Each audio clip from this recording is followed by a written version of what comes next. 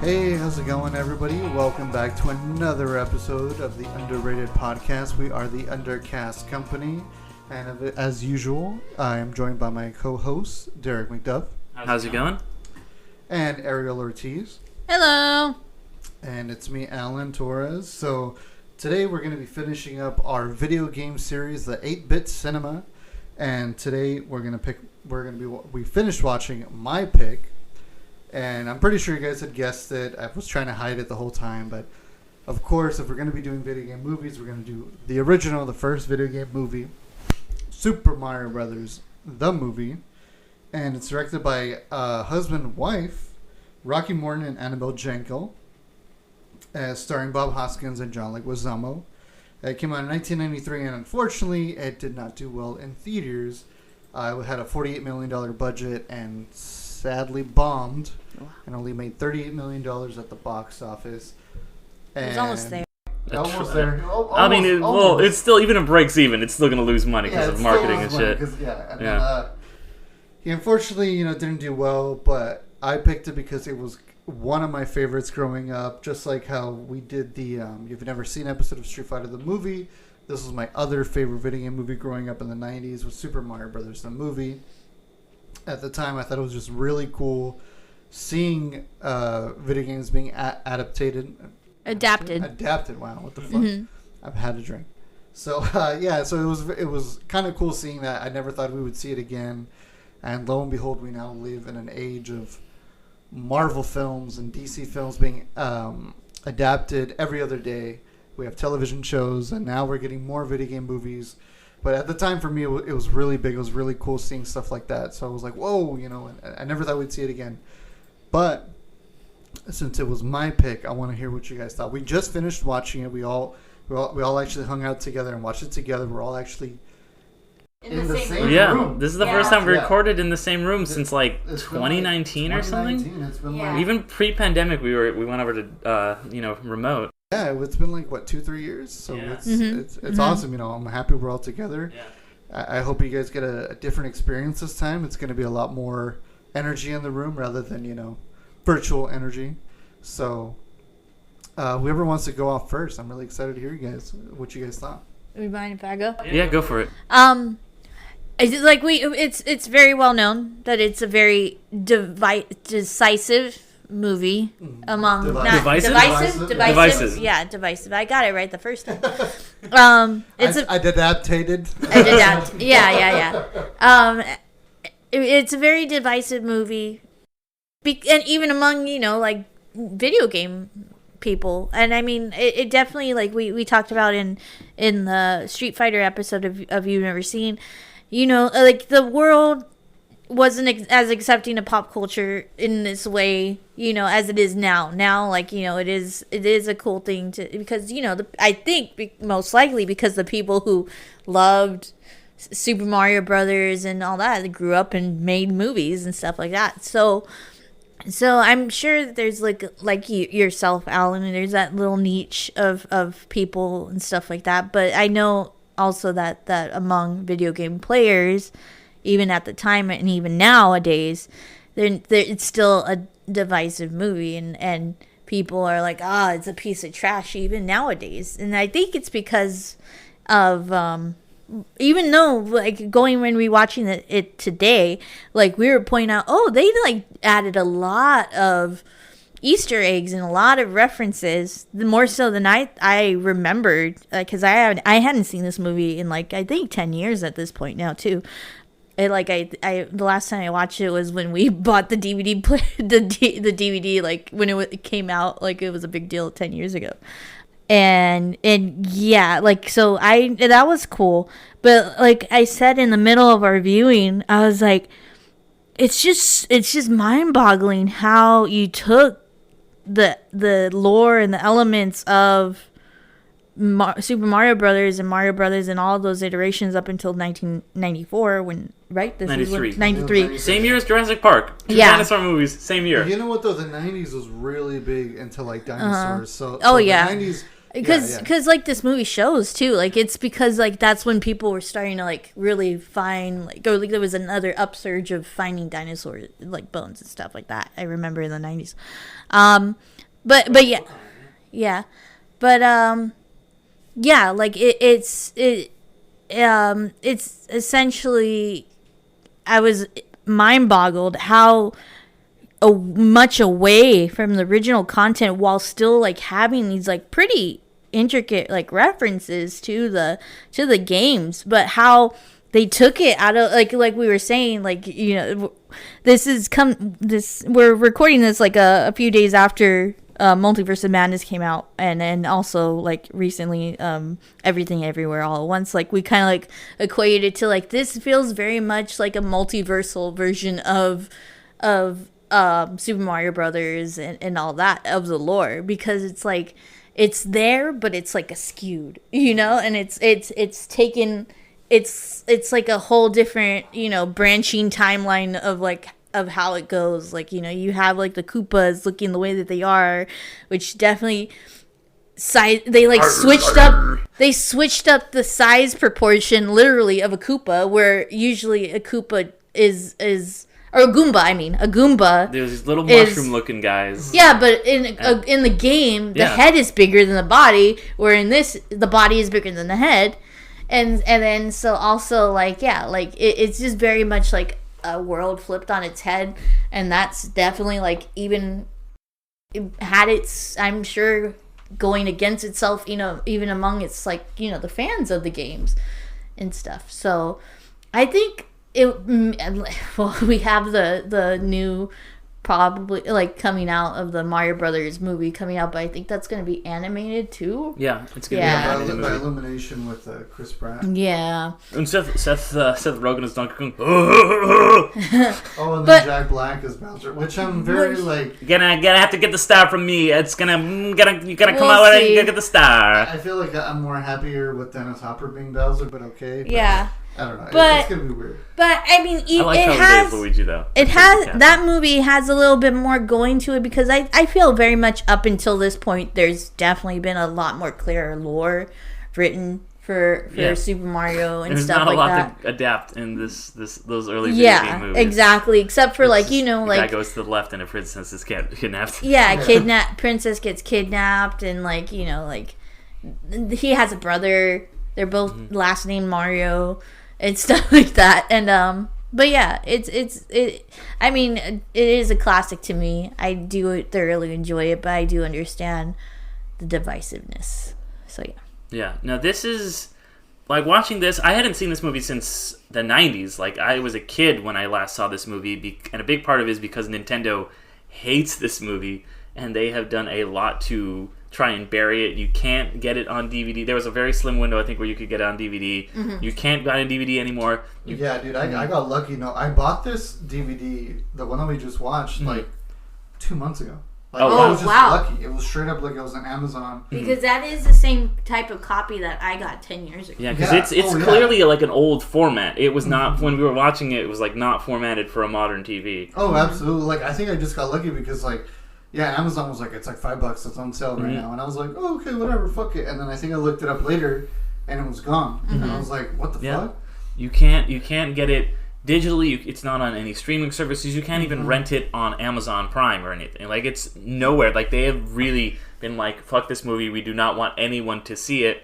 And I kind of get why, because like them being Nintendo and being like, okay, like this is not what we wanted. They, after this came out, did not do a live action movie for like, I don't know, 25 years or something, until Detective Pikachu came out in 2019. And even then, that's like Game Freak. Like, I feel like Nintendo that's very much Pokemon Company. Yeah, Pokemon Company and Game Freak are both kind of like. Well, still Nintendo is very like. Yeah. But I feel like Nintendo's like, we don't have a lot to lose. It's kind of like if you went like, you know, Disney's like, we have Mickey Mouse and we're not gonna make Mickey Mouse, but you can use like, you know, that fucking rabbit, Oswald the rabbit or whatever. Please. Sorry about that. Oswald the lucky or unlucky rabbit. No, Oswald the lucky rabbit. Oswald the lucky rabbit. You can use him in a Wii game or whatever. They had to. That was Epic Mickey. It had Mickey in it. It did. This is a tangent real fast, but they didn't have the rights to him. No, Universal. Because they had to trade an actual sportscaster away to get the rights back to him because it was Walt Disney's first, like that was like his proto Mickey, and then like when he like left Universal, he was like, all right, I'll make a new guy. It's a whole other thing, but that's why all Disney fans cried when that game came out because it was like the return of Mickey's older brother. Okay, cool. Sorry. That's so wild, man. But like that's like a whole hidden lore. Like yeah, when I found out about that, this is I so love Nintendo, Epic Mickey. I played some of it. Yeah. It was a lot of fun. It was cool. Epic And I think in the Mickey's so second awesome. one, he's like him and Mickey are like homies together and stuff. Yeah, but it's so awesome. Well, no, we don't want to go on the tangent. Yeah, I recommend Epic Mickey. But yeah, like I was saying, like this is a movie that I hadn't seen for a very long time, and that I kind of remember liking as a kid, but I knew had this bad reputation. And going into it now and watching it, I was like, this is a bad movie. Like this is not like a well-made like movie that is doing a good job at adapting the games. That being said, I had so much fucking fun with it. Like, this movie was a wild ride. You guys tried to do a drinking game, but that went out the window within the first 5 minutes. Yeah, for the first half hour, like, we were just done. Like, no. It wasn't much of a right drinking game. Like, it was like... It was more just like, chug your fucking drink. Yeah. It was not a good drinking game. But this movie is just weird and just that is the thing I can say about it. Like if I had to choose one word to describe this movie, it would be weird, because this movie it feels like they were like clearly not game fans. They didn't know the source material. They're just like, yeah, it's a video game movie. We put Slap Mario on the cover. People will see it. Well, let's just make our own thing, and we'll just make the wildest, like, I heard somewhere that it was like Blade Runner for kids is what the director was like going for. You get that. Yeah. But it is just, I don't know, like, I remember being, as a little kid, I didn't like it because, like, or there was one thing I didn't like with Peach wasn't in it, but it's just, like, has very, very little to do with Mario. Like, the one, like, there's references, obviously, and there's, like, the bomb and stuff, and they're like, oh, this is King Koopa, and it's just a guy. But, yeah, it's so weird. It's just, like, it's one of those things you're like, it's a relic from, like, this other time where they're like, we don't really know how to make video game movies, So we'll just make whatever the fuck we want, and it's gonna be fucking bug nuts. And I can't say that I'm like, because it's funny because like the way you feel about this movie, Alan, is probably the same way that I feel about the Pokemon, the first movie, like the one that was Mewtwo Strikes Back, which is actually the full title is Pokemon the first movie Mewtwo Strikes Back. It's got 2 colons in it. Wait, isn't there another Pokemon movie where it says Mewtwo Strikes Back again or something like that? They remade it with CG. Yeah. I can't remember what it's called, but it's something they re-released it. Yeah. They didn't re-release it. They remade the movie, but instead of being traditionally animated like anime, it was like CG animations, but it's just the same movie with some minor tweaks. Oh. Okay. But the way I feel about that movie is like, I'm like watching this movie. I watched it recently, and I was like, that movie is ingrained. Like every frame of that movie is stuck in my memory. And my like film... Most Vikings are in Minnesota. I fucking hate that. I didn't know there was still Vikings. They're mostly in Minnesota. But like I was like watching that movie as an adult. I'm like, I get it that this is not a well-made good movie. Like from like my film critic like adult brain, but like the nostalgia is too strong. I'm like, I can't overcome the nostalgia. It's the Goonies effect. I saw it when I was a kid. I watched it so much that I've tricked myself into liking this movie, and I feel like that is the case of a lot of these early 90s movies. And I don't know. So I feel like that's why it is so divisive, is because it has this place in people's personal history. Like, this movie means a lot to me. How dare you say that it's not good? So, like, I don't want to tell people, like, hey, fuck you for liking this movie. It doesn't hold up to Mario, whatever. Like, if you have fun with it, have fun with it. It is weird and wild, and it is very fun because it is just going off the rails. And I like that it is just doing something very weird. It is definitely disrespectful to its source material, but it is fucking wild. Mm-hmm. No, I feel you on that. Like, I totally get that.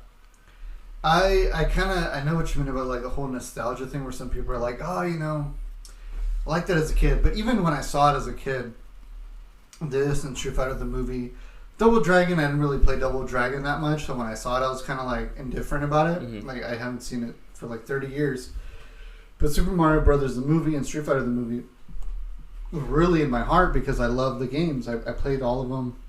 I played both of them a lot. You know, I played them at the arcade. You know, I played Street Fighter 2 at the arcade. And you know, and all I had was like an NES at the time. But even watching it, I thought, like, even as a child, I was like, how the fuck do you adapt? Yeah. Like, just a guy running over pipes and jumping on little creatures and stuff like that. It's kind of hard to do. Yeah. And I think even early on as a child, like, this movie isn't a nostalgia thing for me. It's more of like, it's just a fucked up, weird, dark version, Wizard of Oz, kind of like Return of Oz type of. We got to talk about Return of Oz sometime. Yeah, definitely. But yeah, like this one, it was just kind of more like. That's fair.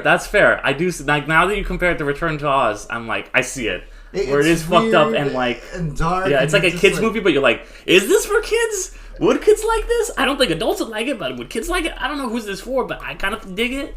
Exactly, and you kind of just go with like, fuck it, dude. I mean, like, I guess it's kind of how like right now there's a whole controversy with Multiverse of Madness, where they're like, it should have been R-rated and blah blah blah. It's too gory, it's too intense, and I'm like, it's not that gory. It's not gory at all. But like, go watch like Super Mario Brothers or like Return of Oz, and those are fucking terrifying. Yeah, like Super Mario Brothers, the movie, like there's sequences like even when we were sitting and watching it right now, I was like, damn, I remember this part scared the shit out of me. This part scared the shit out of me. So it's like, I feel like the 80s and 90s had this weird. They were good at doing for both adults and kids. Where nowadays, starting from the late 90s and on, they're just like, we're gonna do something for kids, and we're gonna do like secret sex jokes. Yeah, some stuff does that. I feel like that started with Shrek. That was the one where it's like it's a kids movie, but we'll just put in these innuendos. But while Pixar was still like, oh, we'll have like a movie that kids and adults can enjoy. Like you can still, as an adult, like fucking watch Toy Story and be like moved. There's some innuendos in Disney. Yeah, there's some innuendos. I'm not saying there's not, but I'm saying Yeah. it's more like this is just a movie for everybody rather than, oh, here's a movie for kids and we're gonna put in some sex jokes for you. The innuendos in Disney are more like very like the animators just fucking around and like appeasing themselves rather than my being like, eyes can see straight through your armor. So that's Mulan. Yeah. So that's well. Then yeah, that's before then Alan was talking about. What I'm saying. Yeah. What I'm saying. But even then, you're missing the point that I'm saying is that it's like you have movies where it's just like that's gonna be the whole thing. That's the only thing for adults is like we'll throw some adult things in there. Oh, I see. Yeah, but when they're like there's the Pixar method of just being like, hey, this is a movie that is technically a kids movie, but adult like Soul or something has these deep resonant things. I see. Okay. I still feel like they still do that shit. That's why I kind of don't watch those movies as much anymore. Because I feel like it's such a separate thing. Like, it's like, this is kids, and we're going to sprinkle this on. Where I feel like in the 80s and 90s, they really were just like, it was the Wild West, where they're just like... Wild West. Wiki Wild. Wiki Wild. Yeah. And they just kind of were like, fuck it, man. Like, this is... Like, I feel like with older movies, it's good to throw in horrific images, because it just... fits somehow. I don't know why. I feel like horror back in the day was kind of like the middle ground where it would connect kids and adults together. Well, so, yeah, I do. I'm on the kind of like fence of not on the fence, but I'm on the side of the fence where it's like I definitely do think that like the whole with going back to the Multiverse of Madness thing of like, oh, it's too graphic and stuff like that. It's like it's not that graphic, and it's like. This would be fine a couple of years ago. Like let's just keep it that way. Like kids, like don't be so soft on kids. Kind of like Like so, we have the internet. It's now. Awesome. Yeah, how much like shit can you see on the internet nowadays? Like I'm not trying to sound like some fucking boomer or anything, but like there's so much shit online. Yeah. We're like, dude, I go on fucking Twitter and like there's this like meme of like. The Penguin from the Batman. Where he's like, hey, what are you doing? Why are you showing me? Come on. And it's like when you log into Twitter and I'm like, yeah, that's fucking true. There's so much sex and so much gore and so much bullshit. Where I'm like, some fucking kid's gonna see it, dude. Nowadays, like even when I was 11, 12 years old, back in like 2001 and 2002, dude, I fucking went on Rotten.com. I saw all that fucked up shit. It's just like I'm not saying go and show your kids like graphic stuff, but I mean like there's a threshold that like has been lowered and lowered and lowered for other people, but I'm like, you could keep that threshold from the 90s. Like I'm fine with it, kind of thing. Don't go and show them Antichrist with Willem Dafoe. It's okay to the scarring. It the scarring. It strengthens. Like I feel like going back to Pokemon, the first movie. Like is it traumatizing to see Ash turn into stone? Yes, but it made me stronger. Exactly, and that was like the second time he died too. So it's like, whoa, holy shit! When did he die the first time? The first time he died was with my favorite Pokemon, the Ghost Pokemon. Oh yes, true. True. They all lost sucked his soul out of his body. True. But anyways, so I mean, to jump back from one video game adaptation to another, I like the weird multiverse thing because, like, at the time, dude, it's fucking hard. Like video games didn't have such a vast storyline that we have now. Like, you have like Horizon Zero Dawn, we have Last of Us, we have all these video games that have so much vast stories that like go out of their way to be stories like that they nowadays do. Like, let's do gameplay and story first. I mean, with RPGs, kind of thing, for one-player games in general, Kingdom Hearts and everything like that. So back in the day, you had Mario, and then you had Contra, you had fucking Castlevania, and even then, Castlevania fucking took them 30 years to make an actual show that followed a good storyline. And that storyline, no offense to the series, they got the best bits of it, but there's not a lot to get. It's very hard to get. So they were like, we have to make our own thing, and like the whole Castlevania storyline kind of became this whole war, and they expanded on it, and they focused on Castlevania 3. So I'm like, but when you play Castlevania 3, you pop in the fucking NES cartridge, it tells you the whole fucking story in like 30 seconds, or like in a fucking Star Wars, word scroll. Yeah. So Super Mario Brothers, you jump into it. What the fuck is the story? Save the princess. Yeah. The second one, where Super Mario Brothers 2, which in Japan was Super Mario Brothers: The Lost World, The Lost Levels, Jurassic Park 2. Lost Levels, and in the reverse in Japan, ours was Super Mario Brothers USA, and that was Super Mario Brothers 2 over there. So not a lot's going on. And then Super Mario Brothers 3, you got a little bit of shit going on, but still, it's very hard to adapt a storyline where you're like, save the princess every fucking time. Yeah. You get the Koopa Kids and all this stuff, and you get new characters introduced. But again, it's not like there's a fucking story going on where you're like, let's follow that. So I always thought it was very interesting that it kind of went like this weird Elseworlds thing, where they're like, let's make it dark and weird and strange, and all the cars are bumper cars, and fucking fungus is all over the place, and bombs and everything like that. So, and the fungus is fucking Bishop from Alien, like you were pointing out. Yeah, exactly. You were like, "Is that Bishop?" I was like, "Lance Hendrickson." Yeah, and like I noticed that for the first time, and I've seen this movie multiple times since the '90s. The last time I saw it was maybe like 8 years ago, maybe with my buddies, and we're just shooting the shit. And again, I saw it again, and like I still love it no matter what. I think it's a lot of fun. And does it follow the Super Mario Brothers storyline? Of course fucking not. Because there was not a lot to follow. Like, there's not going on for it. It's like it's like the whole Sony thing going on right now, where they're like, we're going to do El Muerto. And there's literally 2 fucking comics. Wow, look at all the story you're going to fuck. What are they going to do? They're going to do Super Mario Brothers in the movie. Yeah. And that aspect, they're going to be like, you have to take, take ideas from ourselves. You have to fuck around with it. Maybe ask Marvel, but what is it? What the fuck are they going to do with it? That's why I will give this movie a little more slack and leeway than something like Monster Hunter, which came out like last fucking year and was like Monster Hunter. There's like people who are like devoted fans and like so much lore to that series, and they're just like, what if we just like made something completely different, and we're just gonna like make it like based on this one video that was a joke sort of crossover with Metal Gear solid, and just like have like people from the real world get sucked in and have machine. I'm like, what? Nothing. That has so much lore. Though that series. There's a realistic reason why that movie was created was because Mila Jovovich, we're done with Resident Evil. Let's do this. Yeah, but I'm saying Hunter.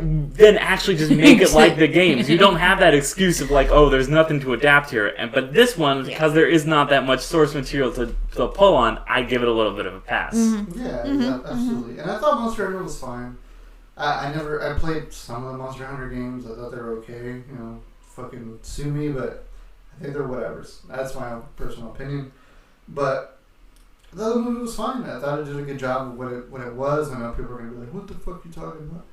But yeah, when there's so much lack of source material, it's kind of hard. It's really hard to make something original or new. Like just like with Street Fighter the movie. Yeah, there's a storyline there, but Street Fighter Alpha wasn't out yet, and Street Fighter Alpha really gave so much more story to the whole lore. Yeah, there's you get your character endings, and they're like, Chun-Li killed Bison, and this happened, and Guile got revenge for Charlie or whatever the fuck. Ryu's still homeless, whatever. Like it's still the same thing. So there's such a lack with that. It just takes time, and I think they were just trying to like bank off the success of all these major video games that were like selling millions of copies all over the world. But I feel like it's, for me personally, I kind of know a little bit of the story of the filmmaking. I know the husband-wife team. There's a whole fucking thing between them and like John Leguizamo and Bob Hoskins drinking on set, having a fucking horrible time, and like budget. Going over budget, going under budget, whatever the fuck's going on. There's a lot of stuff going on with it, but they're making something brand new. They're world building. They're creating something where they're like, dude, we literally have like 3 pages of source material. Like, there's not a lot going on for us, so we got to do the best we can. So I feel like even as a kid, I forgave him for that, where I was like, that's weird, but it's cool to see. And I think that's where my nostalgia factor comes in, of this more like, I saw it as a kid and I enjoyed it. And even now as an adult, I can forgive a lot of things where I go, yeah, man, you gotta understand they couldn't do everything. Compared to, the fact that nowadays we have all these like new video game adaptations, like Last of Us is coming out soon, and then today they just dropped the new Resident Evil trailer where they're like for the Netflix series, and they're like, we're gonna base it after the video games, and I'm like, really? Like, if anything, I'm more upset about that, because I'm like, there's so much lore, so much stuff you can go on.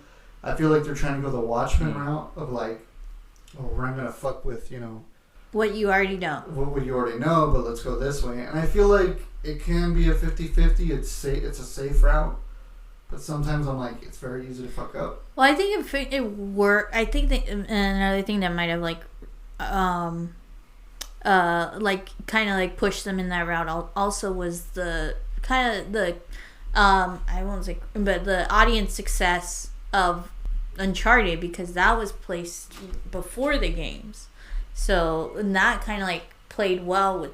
It was in development before Uncharted came out. Yeah, but still, or Resident Evil. That's what we're talking about, right, Ariel? Yeah, but I'm saying, but still, kind of, I wouldn't be surprised if like kind of like they hear like, okay, Uncharted's going this route, and then like already once they like had mentioned that, like fans were like kind of like okay with it enough. Well, reading the game forums and stuff like that, for me, like the fans were like okay with that. Like they still had like their gripes and stuff, their gripes and stuff like that. But I think probably that push might be an influence also. Yeah, absolutely, I agree with that, because the thing is, again, that's where I say it's a 50-50 where like, you can be safe. Where like Resident Evil Welcome to Raccoon City was like, we want to adapt Resident Evil 1 and 2 together, and it's go out and listen to that episode if you want to hear about it. I don't want to spoil it, so go back and listen to it. Shameless plug. And then with Uncharted, they were probably like, let's do a prequel. It's a little easier. It's kind of Uncharted ground, so they're gonna go that way, kind of thing. So, and then with Watchmen, Damon Lindelof's Watchmen. He's like, well, I don't want to fuck around with the main one, so let's do a sequel to it, which is very ballsy in itself. Going, let's make a sequel to one of the greatest, if not the greatest, graphic novel of all time. So it's one of those things where it's like, Super Mario Brothers the movie was kind of in the sense of like, we can't fucking go before and we can't go after because there's not a lot to go on. So we have to do the best we can and adapt it the best we can. And it sucks that unfortunately, you know, the actors and everybody like paid a price and they didn't die or anything. But like, it's unfortunate. They're like, man, I hated my experience, whatever. You know, I know Bob Hoskins hated it. And John Leguizamo was kind of like, you know, he had a good time. He got fucked up every now and again on the set. But I feel like this movie deserves a lot of forgiveness because it's the first video game movie of all time. Technically, actually, here's a little bit of trivia. It's not. It's not the first live-action feature-length video game movie. There's a little-known movie that was a straight-to-video movie that was a Japanese... It wasn't even released in theaters in Japan. It was straight to DVD or straight to VHS in Japan and straight to VHS in America only like in 1985. It originally came out in 1988. Cyber Ninja. It's like they call it Toku, like Power Ranger style. Tokusatsu. Yes, thank you. Time of thing. I actually watched it preparing for this series. I couldn't find a sub or a dub, so I just watched it in Japanese. I don't feel like I missed very much still, but there is, if you guys want to be a purist and watch the original feature-length video game live-action movie, Cyber Ninja is the one. Wait, did you say it was released in theaters in Japan? It was not released in theaters in Japan. It was a straight-to-video in Japan, and then, like, 7 years later, video in America. So I take it back. Super Mario Brothers the movie is the first theatrically released video game movie of all time. And it does deserve credit for being a trailblazer, because nobody really knows about that one. Yeah. I just wanted to throw that piece of trivia out. It's a very Japanese niche where, like, you know, this movie was like a first kind of like, yeah, we said theatrical, but also like mainstream too. Yeah, and back in Japan, they still do it nowadays. Now, the OVA, it's an original video game adaptation. Mm-hmm. Or, no, original video animation. Mm-hmm. So it's kind of like... like Battle Angel Alita, Darkstalkers, Street Fighter 2. There's a Street Fighter 2. There's a Street Fighter 2 movie. I was actually just watching it the other day. They're all OVAs. Any anime people out there who grew up watching anime in the 90s, early 2000s don't know exactly what I mean about OVAs. There's some OVAs like in present day too, like most notably like the Attack on Titan OVAs too. Exactly, yeah. They're just like additional. Nowadays it's kind of just more like extra. Yeah. But back in the day it was just kind of like... This is it. This is it. Like you just went to a store and you went and bought it and stuff. And then in the late 90s, early 2000s over here, 2000s over here, you would get OVAs and that's the only way you got an anime adaptation. And even then you were still like, what the fuck is this kind of thing. But yeah, so I totally see that. I think the Guyver was kind of like that. I think it was like theatrically released with Mark Hamill, and then they made like OVAs, and then they made like sequels to it later on. That's kind of like the weird presence of it. I don't know why I'm bringing it up, but anyways, back to Mario Bros. So it was a trailblazer, like you said, and the thing is, it's not like a type of film that really opens up to like, oh, this is how you do a video game movie. Mm-hmm. Mm-hmm. Everybody else was like, okay, that's how they did it. And Super Mario Brothers is the #1 selling video game of all time at that time. So they're like, fuck, okay, what do we do now? Street Fighter 2 the movie, Double Dragon, whatever other fucking arcade games that came out at the time, Mortal Kombat and Annihilation. And even then, Mortal Kombat, I think 1995's Mortal Kombat, you know. Fact check me if I'm wrong. 1995, that was kind of like the best adaptation so far. Yeah, and even you're right. Then, it had really up until like I think 2001, and then nothing until like 2015 had as good as Rotten Tomato scores as the first Mortal Kombat. Mm-hmm. Yeah. Do you think we could contribute the success to Mortal Kombat? Attribute the success to Mortal Kombat? Because it kind of like had like, and which is now something that current, you know, video game movies are getting a little bit more great at doing, is like kind of like having that little sprinkle of recognition, or like something to be that is recognizable to the audience. So like with Mortal Kombat, you have that element of a tournament. and then but the tournament kind of like is like kind of reminiscent of Enter the Dragon, of Bruce Lee.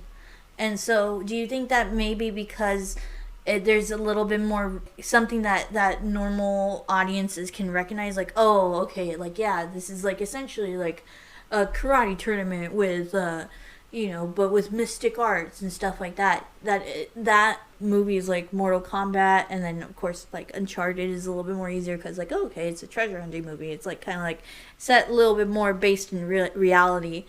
Do you think that might have helped at least the early success of Mortal Kombat, and like that being kind of like the first video game movie to like succeed? Yeah, absolutely, I agree with that, because the thing is, in the 90s, I remember the big things were like martial arts films.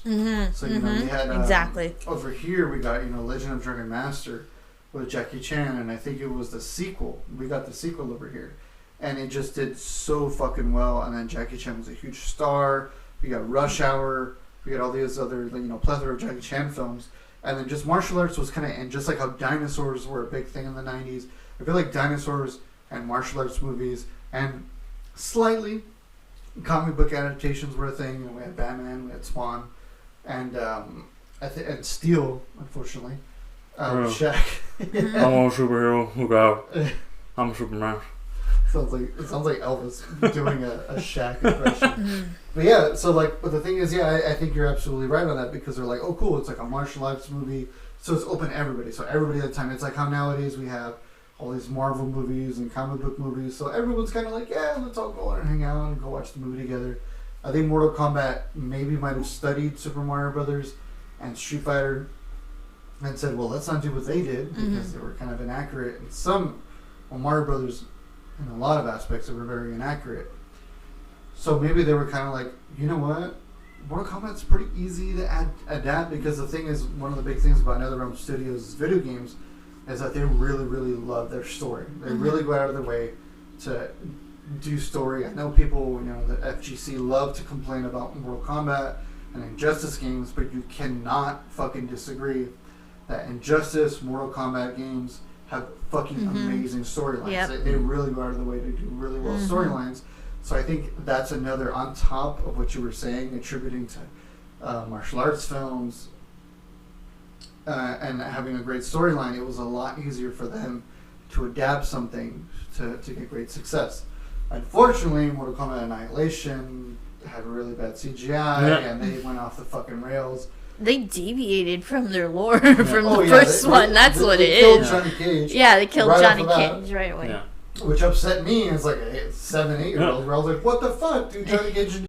If you're an athlete, you know the greatest motivator of all is the fear of letting your teammates down. After all, a team is only as good as its weakest link. So you owe it to those wearing the same jersey as you to be your best every time you step on the field. That's why there's no vape in team. When you vape, you can expose your lungs to toxic chemicals that can damage your lungs. If you're a step behind, the team's a step behind. Brought to you by The Real Cost and the FDA. Anything other than like punch people in the balls. Like, what the fuck's wrong with you? And then they kill him in his like signature split too. Like he like gets turned into stone singing his signature split. Yeah, it's That's fucking awesome. cool. Just whatever. And like, you know, nowadays there's a lot more respect for Johnny Cage and video games and stuff. And then they had that, like, in the recent Mortal Kombat movie, they have that whole like a teaser that Johnny Cage is they're like, we're going to Hollywood. And I'm so fucking hyped for that. I'm so excited. Yeah. Johnny Cage is one of the coolest characters. Not one of my favorites, but he's just one of those characters that you love. Just like, I love Ryu and Juri and Lara and Chun-Li from Street Fighter, but I love Zangief, and Zangief is fucking great. Street Fighter the movie. But, yeah, sorry, I'm like trailing off a little bit too much, but, I want to hear more about what you guys think. Well, like, to kind of go off of Ariel's question, what I think Mortal Kombat did really well that I don't know if the Mario Brothers movie is you can, like, with these things, like we were saying, okay, there's not a lot there's not a lot of lore to adapt. And look at something like, a kid's book, like Where the Wild Things Are. And why I think that movie, it's like fucking 20 sentences or so something. But the movie, I think, and it's one I want to cover on the show at some point, does really well is it adapts the way the book feels, the themes of it, what it is trying to get across. in the case of Where the Wild Things Are, like what it feels like to be like a kid and to like not understand the world and have like these angry feelings and like to kind of be growing up and how hard that is. And in Mortal Kombat, it's just like the themes are like fucking the world is fucking brutal, and you know you're gonna like rip the spine out of a guy, and it's just gnarly, and there's these weird things. I don't know if Mario may deviate, and I want to hear if you guys think that Mario manages to capture the feeling of the games, because like we said, there's not a lot of story to adapt, so you can just kind of do whatever you want with the story. But what really matters is not adapting the story beat for beat, but adapting and getting the messages that the original work is trying to convey and the themes of that original work, and making it feel like it's a piece of the original. Well, I'm going to say straight up, no. Unfortunately, no, because at the time, it was very simple. There was no themes. I think at the time of video games, there wasn't any like, let's convey a message. Let's give something off. Let's make something a fucking thing. You know, at the time, they were just like, let's make a video game and let's make something that's entertaining, and people are going to put their fucking coins into a machine. And then with the NES, again, same thing. They're like, we made a family computer, Famicom, and we're gonna tell it to people, and they're gonna play video games. So at the time, it's hard to compare that, because I think Where the Wild Things Are, yeah, it's only 20 sentences, but the images and the writing, even how minute they are, it's trying to convey something. Mm-hmm. When you play Mario, you're not like, oh man, like what is the socioeconomic political stance of the world? Like, this guy's trying to capturing mushrooms. Is it about like drug addiction?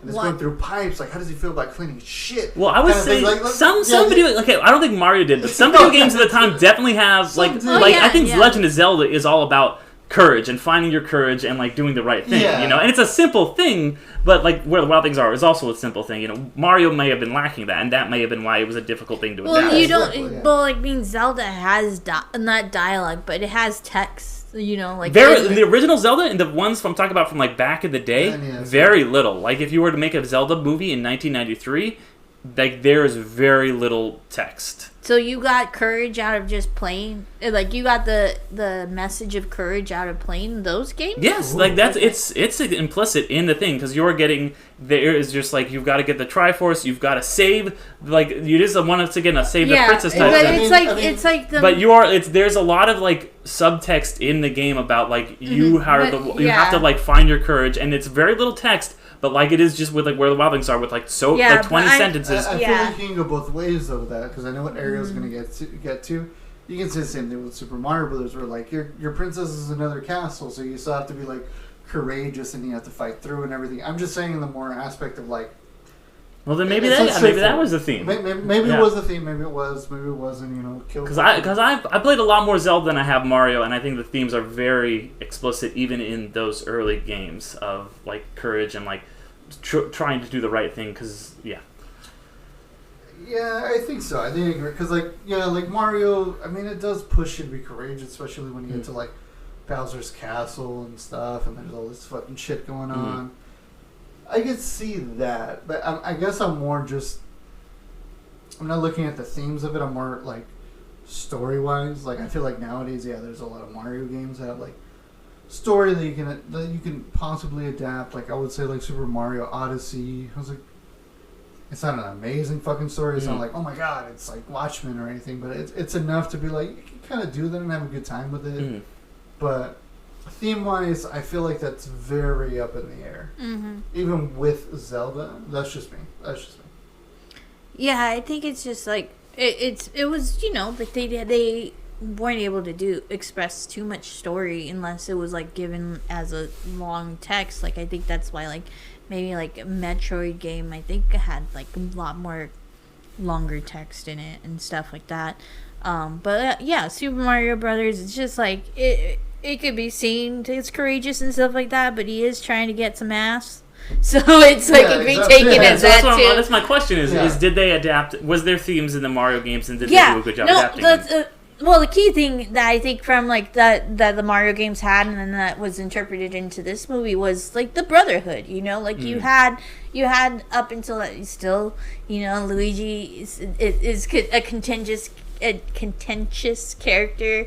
Of like, is he better than his brother? That could be argued.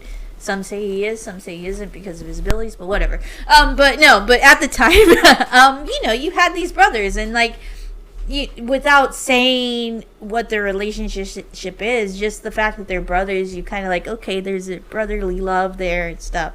So that was a nice thing to interpret, for the movie. Mm-hmm.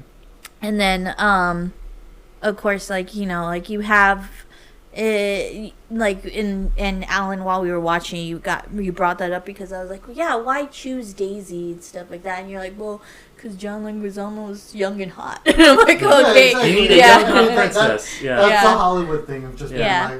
like, like I'm not surprised if there was a point where, they kept going with the Batman Schumacher movies, and after Batman and Robin, I wouldn't be surprised if it went out of their way to be like, all right, let's not focus on the Bruce relationship anymore.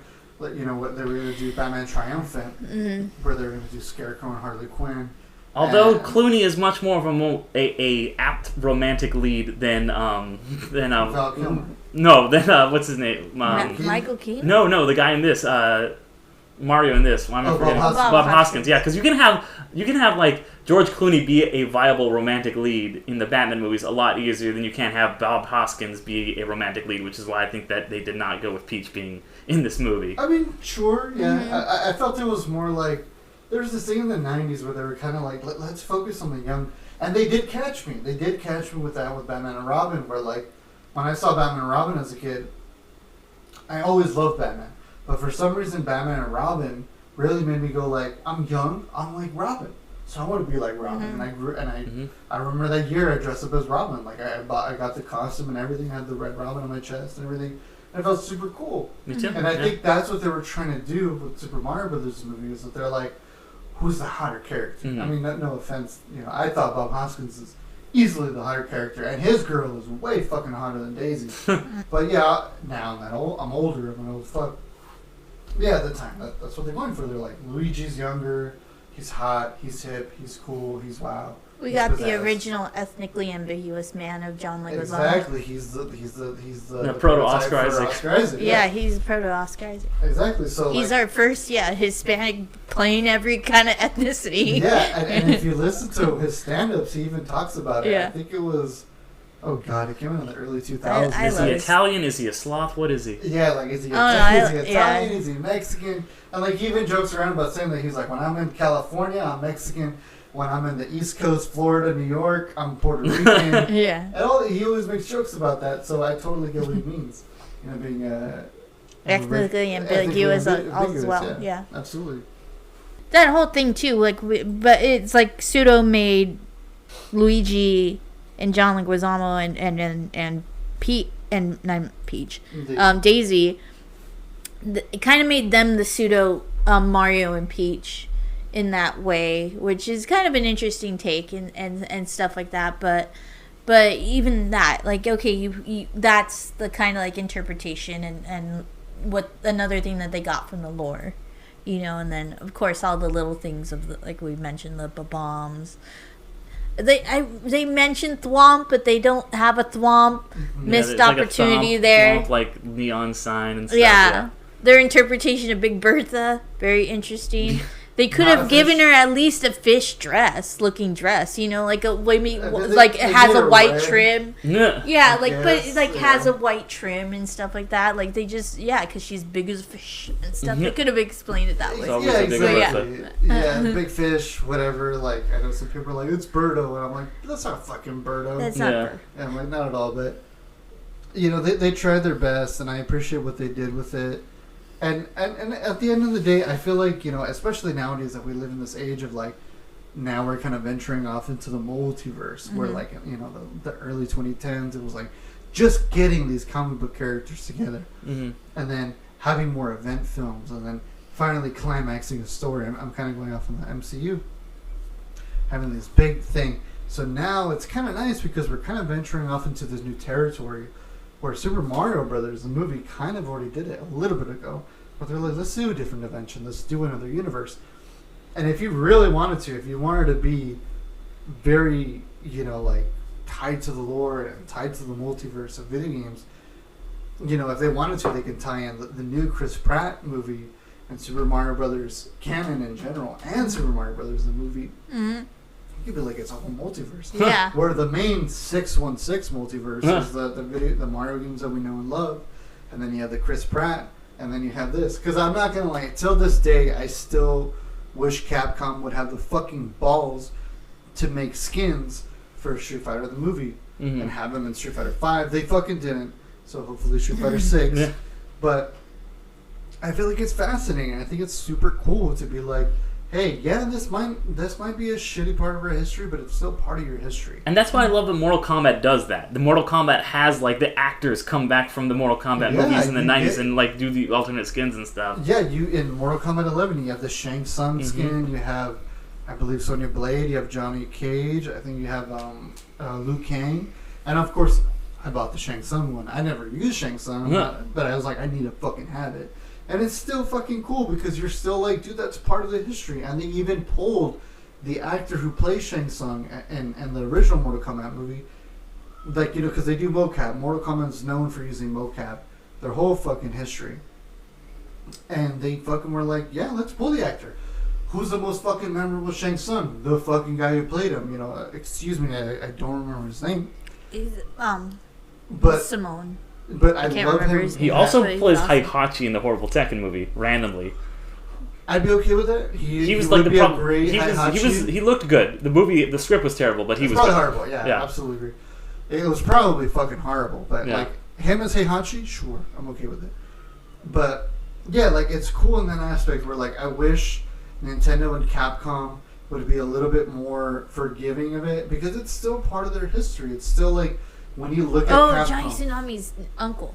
Grandfather, that's right. What's his character name? Kari Hiroyuki Tagawa. What is it? Kari, because you said Shang Tsung, right? Shang Tsung, yeah. Kari, I think it's Kari, yeah. Hiroyuki Tagawa. Sorry to butcher it so much, but he's for the DCOM people out there, he's Johnny Tsunami's grandfather. So yeah, there you go. Yeah, it's just one of those things where I go like, man, you should give a little bit of love. Like even Toho, as much as they fucking hated the 1998 Godzilla, and even I liked it. I enjoyed it when it came out at the time. That's a lot of fish. It's not a great movie. It's not a great Godzilla movie, but it's a great kaiju movie, and it's fun, and you have a good time with it. You got the little mini Godzillas, and even then, Toho still went out of their way to reference it in Final Wars. They're still like, OG Godzilla fucks him up, and in Australia kicks his ass like this in 7 seconds. But it was still cool to reference it. And even when you get the new games or anything like that, Toho has these little circles with all the characters like Godzilla, Mechagodzilla, etc., Aragon, fucking all the monsters.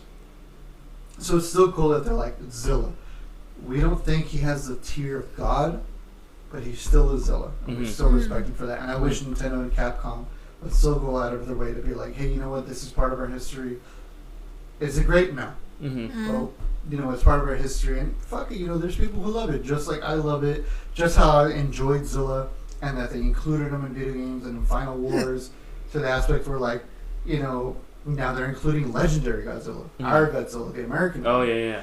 The 2013 Godzilla, and they're including Shin Gojira, which is the newest one. Go on and watch it. It's fucking amazing. Super underrated. But yeah, like I just feel like Nintendo and Capcom just have to like kind of get over this shit and just love even the mistakes that they made. Yeah. They didn't even make it. Like it's still like they have Resident Evil movies and stuff. They didn't make those mistakes, but they should still embrace what people try to do. Yeah. Yeah, absolutely. Well, guys, before we wrap up our 8-bit cinema series here in earnest, I just wanted to ask rapid fire if you have your top 5 video game adaptations. Oh man, this is tough. So let's see. Not in any particular order. Well, I think my top is going to be Detective Pikachu because I think that speaking of another one that just kind of like took a lore and like adapted it, I think, in their own way. We might be talking about it on our Patreon episode. But just essentially just to say, like, just to give it props of, like, it didn't stick with like the main lore that people are know of like Ash Ketchum and all that, made its own way in a parallel, like in a parallel way to what is like the mainstream knowledge up until that point. But I think that one has to be my top one.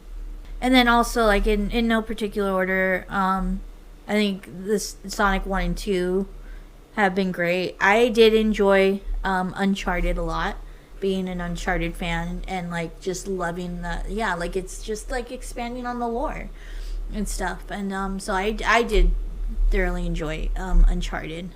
And then fourth, I think, just because it was my first like video game movie, it has to be the original Mortal Kombat. Nice. I think that holds a special place in my heart. Alan? I do have to go in no particular order as well, because it's so hard to pick. But obviously Super Mario Brothers the movie, Street Fighter the movie, Detective Pikachu, Sonic the Hedgehog 2. I liked the first one, but there's some that I wouldn't put in my top 5. Sonic the Hedgehog 2 pretty much made it my top 5, where I was like, yes, I love that.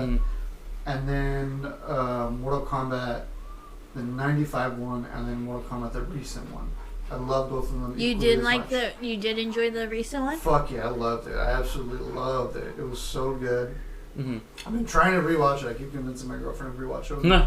But I think she just doesn't like the gore stuff, so she's like, nah, I don't want to watch it. But yeah, I think it's those primarily, pretty much. Yeah. I did put mine in order because, obviously I love ranking things. That's why I work for Watch Mojo sometimes. But I also have my number 5 was Sonic 2. I like you, Alan. I think that it was a step. Like, the first Sonic was fine, but the second one was a big, major step up, I thought. Then number 4 was Werewolves Within, which is kind of this movie that like came out of nowhere. It's the first video game movie to be certified fresh on Rotten Tomatoes. It's actually, I've described it before as kind of what Clue was for board game movies, Werewolves Within was for video game movies. Then Ace Attorney, 2012's. It was not released in America. I've heard it's not good things about it. It's very, very. I haven't played the games really, but it's very a faithful adaptation. Takeshi Miike does it. Takeshi Miike, shout out to him. I love him. Itchy the Killer, fucking banger of a movie, super gory. I love too that the way like it just goes full on like goofy, like with the hairstyles and everything. I love that they just leaned into that. Number 2, obviously, my pick last week was Resident Evil 2, or Resident Evil Welcome to Raccoon City. So that was my pick. That's my number 2. And then number 1, like Ariel, I love Detective Pikachu. So we're not sure what we're going to talk about on our Patreon episode. It's probably either going to be Sonic or Pikachu, the way that the voting's going. That episode will be out before this one does. But you'll probably be able to hear a little bit more of us talking about those ones on our Patreon. It's going to be a shock. It's going to be Doom. Doom's just going to come out of fucking nowhere and take him out. I've never seen the movie. No one has. It's okay. Carl Urban hasn't even seen Doom. I like playing Doom. I'm playing Doom Eternal right now, but I don't know if I'm going to watch the movie. One last question, Wolfest. Since this is the end of our video game series, 8-Bit Cinema, thank you so much, everybody, for joining us. Appreciate it. What video game would you guys like to be adapted? It hasn't been adapted already. Like, you can't do Pokemon, you can't do Sonic, you can't do Mortal Kombat, Street Fighter, etc. It has to be something brand new. Sadly, you can't do Tekken or KOF. I got one. So, I remember... Did you guys ever play Alan Wake? No, but I know of it. They did like a little prequel thing for it. So it's not technically adaptation. It was like a prequel, like promo thing for the game. But it was so cool. And Alan Wake it's just got these like, it's like Twin Peaksy, just like horror, King, Stephen King kind of Stranger Things-esque vibes. And I think that would be very good for either a movie or maybe like a limited series where it is just like a really cool horror video game like adaptation because it's all about like having light and then monsters in the darkness and stuff like that. I think they could do a really good job with Alan Wake. I think it is one of those things that has flown under the radar, but it does still have a big fan base, or a devoted fan base, I should say. It recently, or maybe a year or two ago, got its re-release in HD, so Alan Wake's definitely my answer. I was originally thinking. I was gonna just say Hideo Kojima's Silent Hills, but they made that, and it's that's the thing. Fine. No, Hideo Kojima's Silent Hills, PT. PT. Yeah. No, but no. Technically, it was made already. Yeah, so they did make a video game or a movie. In technicality. No, that's what I'm saying. Technicality, technicality. but it would have been better. Yeah. The game that wasn't released, but whatever. And then I was gonna say the Resident Evil but Resident Evil has been released. But many times. But like the iterations that we haven't seen yet, that's what I was gonna say. But I'm trying to think. I'm thinking. I know, but I was gonna say It Takes Two, but I think they're gonna be adapting It Takes Two because It Takes Two is a really good. Limbo. I could say Limbo. Oh.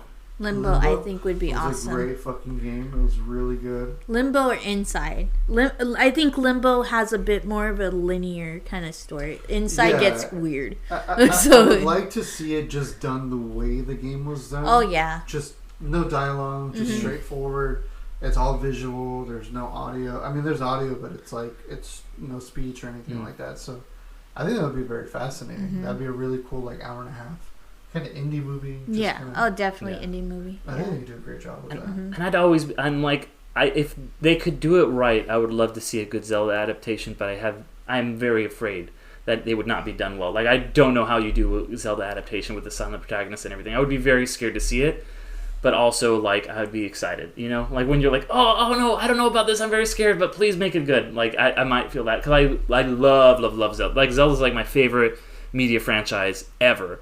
So if they could pull it off, they had that fucking horrible show in the 80s.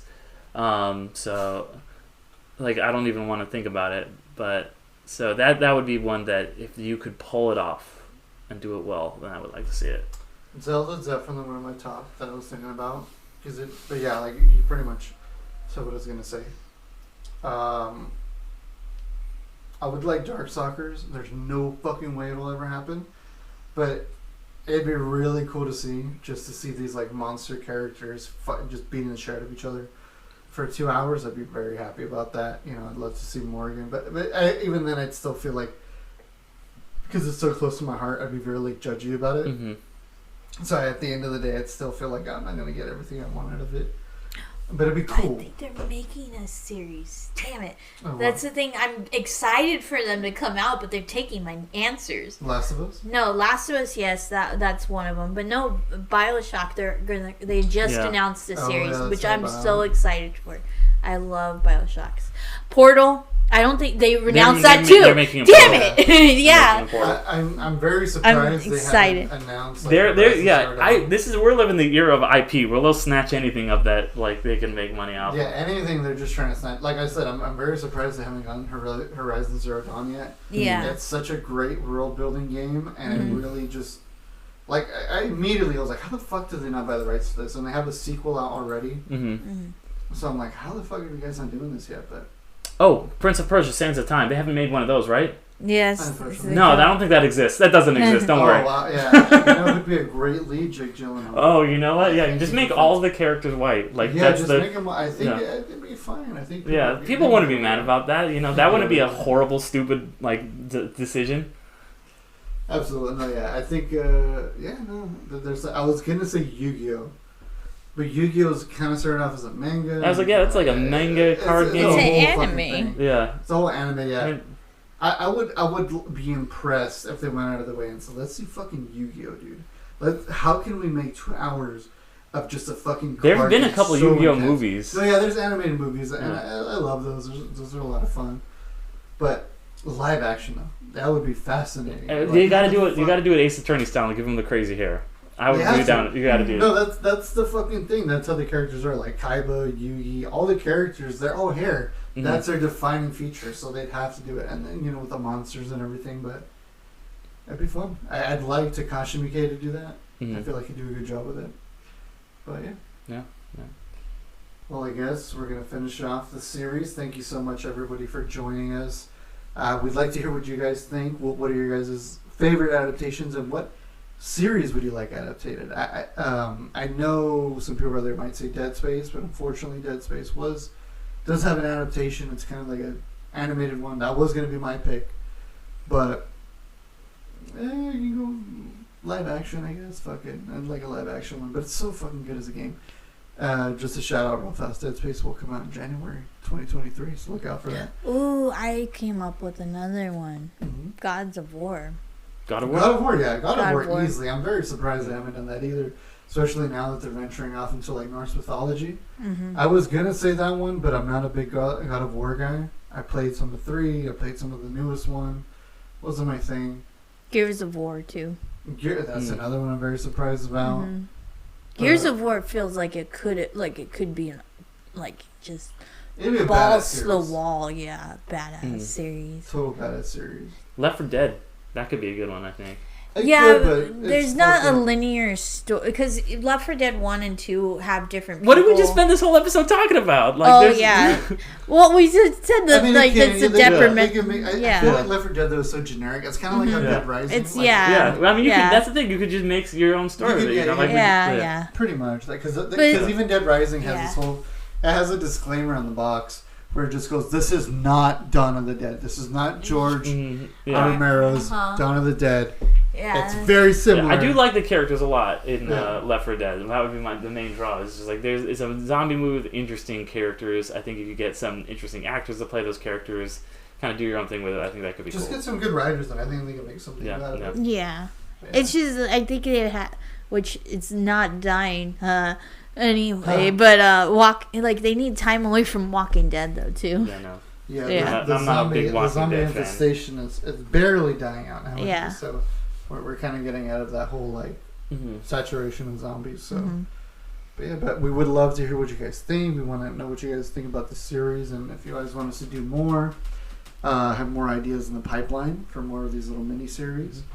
So reach out to us. We want to know what you guys think and what's your favorite adaptation. If you've seen one that you like or if you want it to be adapted, but let us know, and then I'm gonna do the shameless plug and hand it off to my co-host. So go ahead and tell them about your shows, guys.